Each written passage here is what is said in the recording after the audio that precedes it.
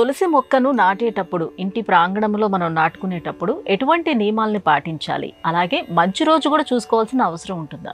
ఉందమ్మా. మన సంప్రదాయం చెప్తోంది, తులసిని ఎప్పుడు పడితే అప్పుడు పీకటం కానీ లేకపోతే నాటటం కానీ చేయకూడదట.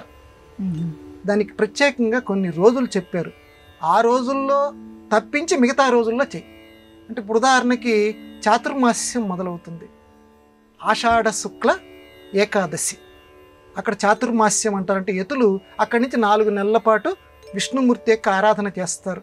ఎందుకంటే స్వామివారు నిద్రపోతారని చెప్పి మన యొక్క సంప్రదాయం శవిన ఏకాదశి.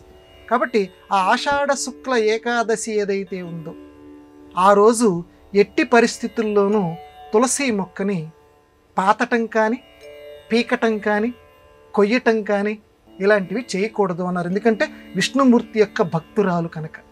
ఎందుకంటే విష్ణుమూర్తికి సంబంధించి ఆ రోజు నుంచి ఆయన చాతుర్మాస్య వ్రతం కాబట్టి విష్ణుమూర్తి ఆవిడకి కనుక ఎటువంటి హాని కలిగిస్తే, ఇప్పుడు చూడండి, మన వేలుని కనుక ఎవడైనా పొరపాటున గట్టిగా లాగితే మనకెంత బాధ కలుగుతుంది. అందువల్ల తన భక్తురాలికి బాధ కలుగుతుంది కాబట్టి తులసిని ఆ రోజు ముట్టుకోకూడదు అని చెప్పి స్వామి శాసించాడు. ఆషాఢ శుక్ల ఏకాదశి.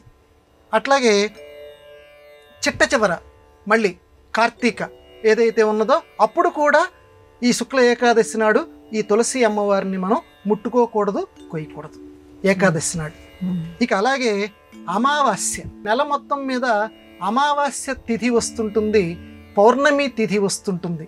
ఆ రోజుల్లో కూడా ఆ తిథుల్లో కూడా తులసి అమ్మవారిని మనం ముట్టుకోకూడదు. అలాగే మొక్కని నాటటం కానీ పీకటం కానీ చెయ్యకూడదు. అట్లాగే వారాల్లోకి వచ్చేసరికి శుక్రవారం నాడు ఆదివారం నాడు ఈ 2 రోజుల్లోనూ తులసి మొక్కని పాతటం కానీ లేదా దాన్ని పీకేసి ఇంకో చోట ఉంచటం కానీ చెయ్యవద్దని చెప్పి మన సనాతన ధర్మానికి సంబంధించినటువంటి ధర్మశాస్త్రాల్లో చెప్పబడి ఉంది. ఎందుకనండి అని వెంటనే మనకి ప్రశ్న వస్తుంది. ఎందుకనంటే వాళ్ళు చెప్పారు ఇట్లా చేస్తే, ఎందుకంటే ఒరే అక్కడ వేలు పెట్టకురా, కరెంటు షాక్ తగులుతుంది. నువ్వు చెప్పిన దానికి నాకు ఆధారం ఏమిటి? నేను చెప్పేది నమ్మకం, పెట్టి చూడు. పెట్టి చూస్తే ఆ షాక్ ఏదో తగిలి దాని యొక్క బాధ ఏదో నువ్వు పడతావు.